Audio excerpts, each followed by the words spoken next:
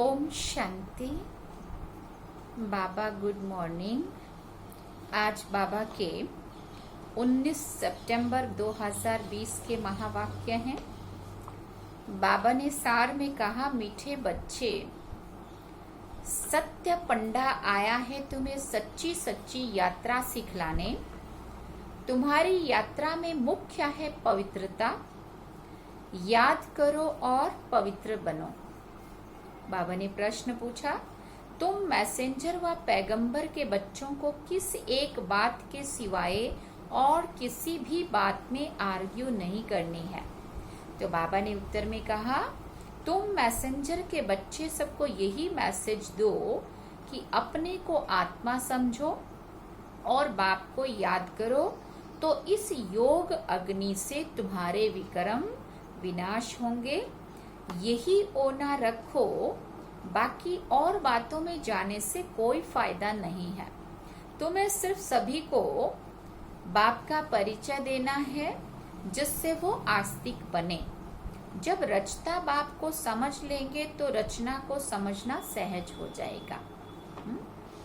गीत में बाबा ने कहा, हमारे तीर्थ न्यारे हैं। ओम शांति। मीठे मीठे रूहानी बच्चे जानते हैं कि हम सत्य तीर्थवासी हैं। सच्चा पंडा और हम उनके बच्चे जो हैं वो भी सच्चे तीर्थ पर जा रहे हैं। ये है झूठ खंड अथवा पतित खंड। अभी सचखंड व पावन खंड में जा रहे हैं। मनुष्य यात्रा पर जाते हैं ना, कोई खास यात्राएं लगती हैं जहां पर कोई भी कभी भी जा सकते हैं। ये भी यात्रा है। इसमें जाना तब होता है जब सत्य पंडा खुद आए। अब सत्य पंडा में ना शिव बाबा आया तो हमने ये रूहानी यात्रा हमारी शुरू हुई। वो आता है कल्प कल्प के संगम युग पर। इसमें न ठंडी न गर्मी की बात है, न धक्के खाने की बात है। ये तो है याद की यात्रा। उन यात्राओं में सन्यासी भी जाते हैं। सच्ची सच्ची यात्रा करने वाले जो होते हैं वो पवित्र रहते हैं। तुम्हारे में भी सभी यात्रा पर हैं। फिर बाबा ने कहा, तुम ब्राह्मण हो। सच्चे सच्चे ब्रह्मा कुमार कुमारियां कौन हैं? फिर बाबा ने पूछा, जो कभी विकार में नहीं जाते। पुरुषार्थी तो जरूर है, मनसा संकल्प भले आए, मुख्य है ही विकार की बात। कोई पूछे, निर्विकारी ब्राह्मण कितने हैं आपके पास? तो बोलो, ये पूछने की जरूरत नहीं है। इन बातों से आपका क्या पेट भरेगा। तुम यात्री बनो। यात्रा करने वाले कितने हैं इस पूछने से कोई फायदा नहीं है। ब्राह्मण तो कोई सच्चे भी हैं तो कोई झूठे भी हैं। आज सच्चे हैं, कल झूठे बन जाते हैं। विकार में गया तो ब्राह्मण नहीं ठहरा, फिर शूद्र का शूद्र हो गया। आज प्रतिज्ञा करते, कल विकार में गिरकर आसुर बन जाते हैं। अब ये बातें कहाँ तक बैठ समझाएं? इनसे पेट तो नहीं भरेगा व मुंह मीठा तो नहीं होगा ना। यहाँ हम बाप को याद करते हैं और बाप की रचना के आदि मध्य अंत को जानते हैं। बाकी और बातों में कुछ रखा ही क्या है? बोलो, यहाँ बाप की याद सिखाई जाती है और पवित्रता है मुख्य। जो आज पवित्र बन फिर कल अपवित्र बन जाते हैं तो वो ब्राह्मण नहीं रहा। वो हिसाब कहाँ तक बैठकर तुमको सुनाएंगे?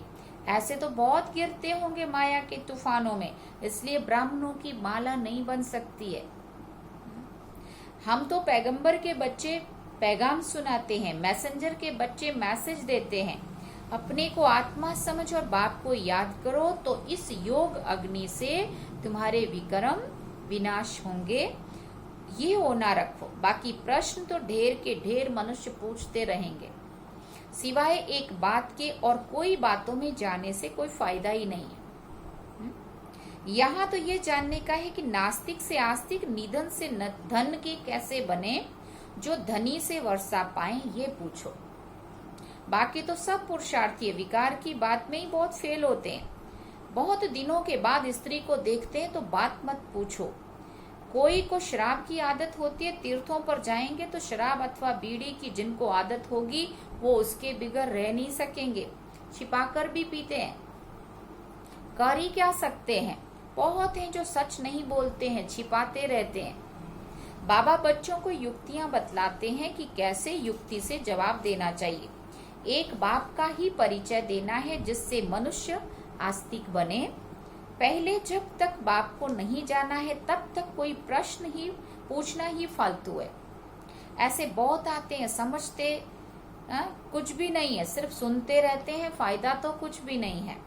बाबा को लिखते हैं 1000-2000 आए, उनसे 2-1 समझने के लिए आते रहते हैं। समझो बड़ी महिला प्रदर्शनी किया, हजारों लोग आए, प्रदर्शनी सुनी समझी, लेकिन उसमें से कोर्स करने को कोई 1-2 ही आए। फलाना बड़ा आदमी आता रहता है, हम समझ जाते हैं उनको जो परिचय मिलना चाहिए वो मिला नहीं है। पूरा परिचय मिले तो समझे कि ये तो ठीक कहते हैं। हम आत्माओं का बाप परमपिता परमात्मा है, वो पढ़ाते हैं, कहते हैं अपने को आत्मा समझ मुझे याद करो, ये अंतिम जन्म पवित्र बनो। जो पवित्र नहीं रहते वो ब्राह्मण ही नहीं है, शूद्र है। आज बाबा ने सच्चे ब्राह्मणों की परिभाषा बताई। लड़ाई का मैदान है, झाड़ बढ़ता रहेगा और बाबा ने का तूफान भी लगते रहेंगे, बहुत पत्ते गिरते रहेंगे। अभी देख रहे हैं ना समय अनुसार माया कैसे कैसे वार कर रही है और कितने पत्ते गिर भी रहे हैं बाबा के बच्चे। कौन बैठकर गिनती करेंगे कि सच्चे ब्राह्मण कौन है और कितने हैं? सच्चे वो जो कभी भी शूद्र ना बने, जरा भी दृष्टि ना जाए। अंत में कर्मातीत अवस्था होती है, बड़ी ऊंची मंजिल है। फिर बाबा ने कहा मनसा में भी तूफान ना आए, वो अवस्था अंत में होनी है। इस समय एक भी ऐसी अवस्था नहीं है। इस समय सभी पुरुषार्थी हैं, नीचे ऊपर होते रहते हैं। मुख्य आंखों की बात है, हम आत्मा है, इस शरीर द्वारा पाठ बजाते हैं, ये पक्का अभ्यास चाहिए। जब तक रावण राज्य है तब तक युद्ध चलता रहेगा, पिछाड़ी में कर्मातीत अवस्था होगी। आगे चलकर तुमको फीलिंग आएगी, समझते जाएंगे। अभी तो झाड़ बहुत छोटा है, तूफान लगता है, पत्ते गिर पड़ते हैं, जो कच्चे हैं वो गिर पड़ते हैं। हर एक अपने से पूछे मेरी अवस्था कहाँ तक है। बाकी जो प्रश्न पूछते हैं उन बातों में जास्ती जाओ ही नहीं। बोलो हम बाप की श्रीमत पर चल रहे हैं। वो बेहद का बाप आकर बेहद का सुख देते हैं अथवा नई दुनिया स्थापन करते हैं। वहाँ सुख ही सुख है। जहाँ मनुष्य रहते हैं उनको ही दुनिया कहा जाता है। निराकारी वर्ड में तो आत्माएं है ना। ये किसी की भी बुद्धि में नहीं है कि आत्मा बिंदी कैसे है। ये भी पहले कोई नए को नहीं समझाना है, पहले तो समझाना है बेहद का बाप बेहद का वर्षा देते। भारत पावन था, अभी पतित बना है, कलयुग के बाद फिर सतयुग आना है। दूसरा कोई भी समझा ना सके सिवाय बीके के। ये है नई रचना, बाप पढ़ा रहे हैं, ये समझानी बुद्धि में रहनी चाहिए। कोई डिफिकल्ट बात नहीं है। फिर बाबा ने कहा परंतु माया बुला देती है, विकर्म करा देती है। आधा कल्प से विकर्म करने की आदत पड़ी हुई है। ये सब आसुरी आदतें मिटा देनी है। बाबा खुद कहते हैं सभी पुरुषार्थी है, कर्मातीत अवस्था को पाने में बहुत टाइम लगता है। ब्राह्मण कभी विकार में नहीं जाते हैं, युद्ध के मैदान में चलते चलते हार खा लेते हैं। इन प्रश्नों से कोई फायदा नहीं है। पहले अपने बाप को याद करो। हमको शिव बाबा ने कल पहले मौफिक फरमान दिया है। क्या फरमान दिया है? कि अपने को आत्मा समझ मुझे याद करो। ये वही लड़ाई है। बाप एक है, श्री कृष्ण को बाप नहीं कहेंगे। श्री कृष्ण का नाम डाल दिया है, रॉन्ग से राइट बनाने वाला बाप है, तभी तो उनको ट्रुथ कहा जाता है ना। इस समय बच्चे ही सारे सृष्टि के राज को समझते हैं, जानते हैं। सतयुग में है डीटी डायनेस्टी, रावण राज्य में फिर है आसुरी डायनेस्टी। संगम युग क्लियर करके दिखाना है। ये है पुरुषोत्तम संगम युग। उस तरफ देवताएं और इस तरफ आसुर। बाकी उनों की लड़ाई हुई ही नहीं है। लड़ाई तुम ब्राह्मणों की है विकारों से। सुना। हाँ, वास्तव में हमने लड़ाई की बुराइयों से, हाँ, उनको बुराइयों को खत्म किया। उन्होंने फिर स्थूल हिंसा की बात करी है। बाबा ने कहा इनको भी लड़ाई नहीं कहेंगे, सबसे बड़ा है काम विकार, ये महाशत्रु है, इन पर जीत पाने से ही तुम जगत जीत बन जाएंगे। इस विष पर ही अबलाएं मार खाती है, अनेक प्रकार के विघ्न पड़ते हैं। मूल बात है पवित्रता की। पुरुषार्थ करते करते तूफान आते आते तुम्हारी जीत हो जाएगी, माया थक जाएगी। कुश्ती में पहलवान जो होते हैं ना, वो झट सामना कर लेते हैं। उन्हों का धंधा ही है अच्छी रीति लड़कर जीत पाना। फिर बाबा ने कहा पहलवान का बड़ा नामाचार होता है, इनाम मिलता है। बाबा ने कहा तुम्हारी तो ये गुप्त युद्ध है। तुम जानते हो हम आत्माएं पवित्र थी, अभी अपवित्र बनी है, फिर पवित्र बनना है।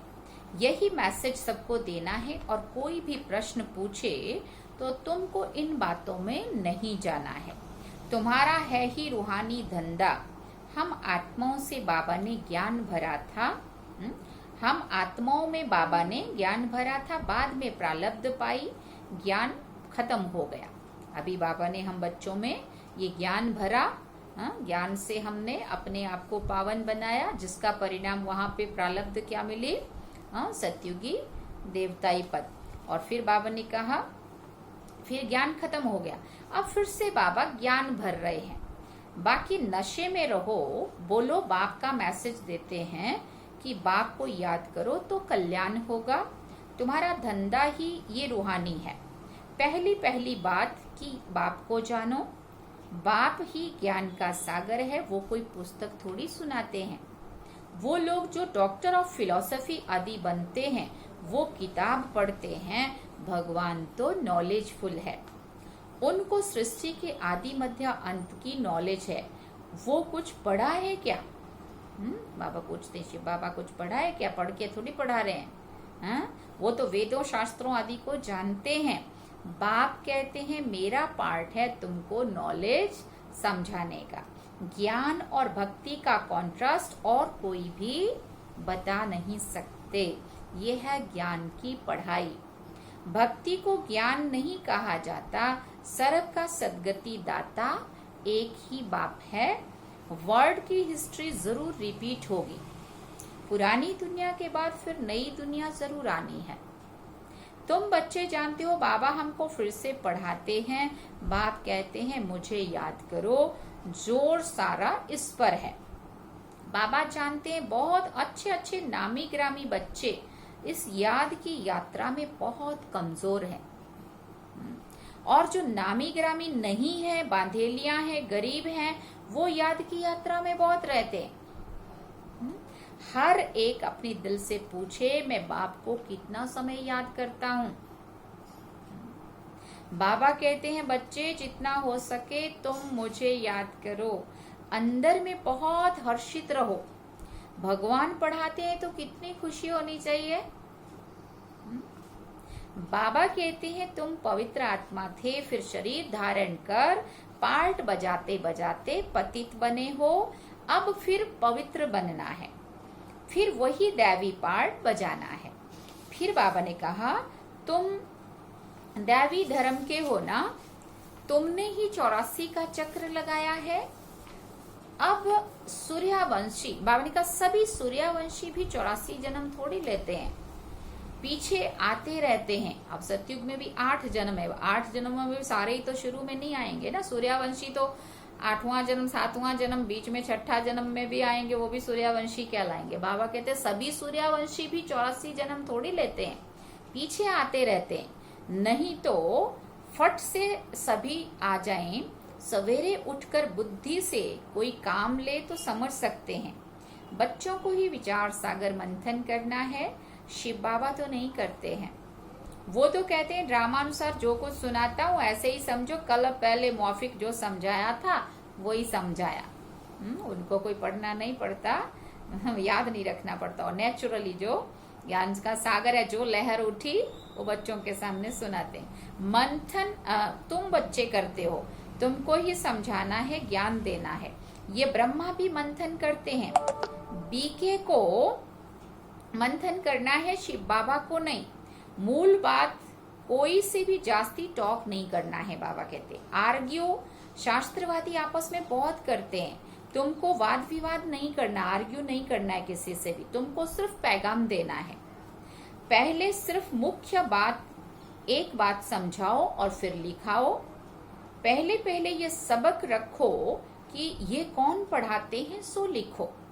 ये बात तुम पिछाड़ी में ले जाते हो, इसलिए संशय पड़ता रहता है। निश्चय बुद्धि ना होने के कारण समझते नहीं है, सिर्फ कह देते हैं बात तो ठीक है। पहले पहले मुख्य बात ही ये है, बाप रचता को समझो, फिर रचना का राज समझना। मुख्य बात गीता का भगवान कौन, तुम्हारी विजय भी इसमें ही होनी है। पहले पहले कौन सा धर्म स्थापन हुआ, मैम ने पूछा ऐसा, उनको पूछो। पुरानी दुनिया को फिर नया कौन बनाते हैं, बाप ही आत्माओं को नया ज्ञान सुनाते हैं, जिससे नई दुनिया स्थापन होती है।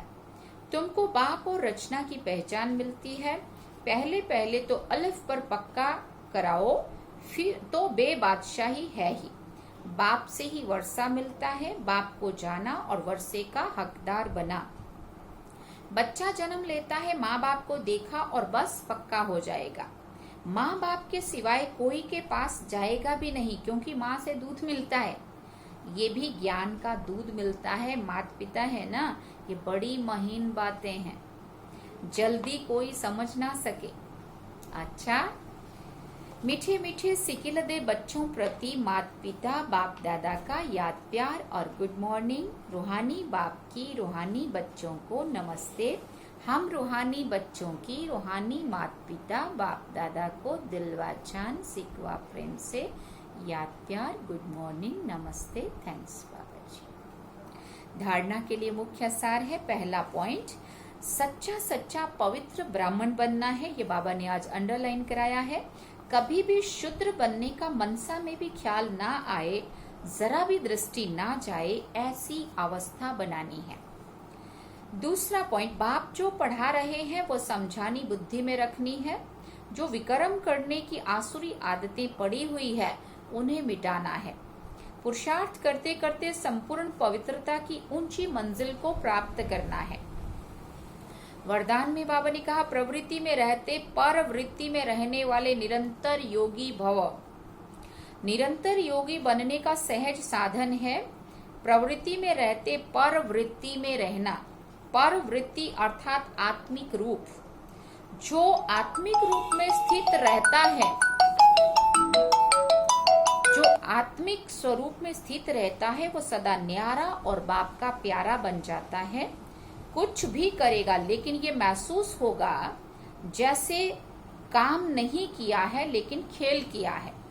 तो प्रवृत्ति में रहते आत्मिक रूप में रहने से सब खेल की तरह सहज अनुभव होगा, बंधन नहीं लगेगा। सिर्फ स्नेह और सहयोग के साथ साथ शक्ति की एडिशन करो तो हाई जंप लगा लेंगे। फिर बाबा ने स्लोगन में कहा, बुद्धि की महीनता अथवा महान आत्मा का हल्कापन ही ब्राह्मण जीवन की पर्सनालिटी है। बुद्धि की महीनता अथवा आत्मा का हल्कापन ही ब्राह्मण जीवन की पर्सनालिटी है। अच्छा, ओम शांति।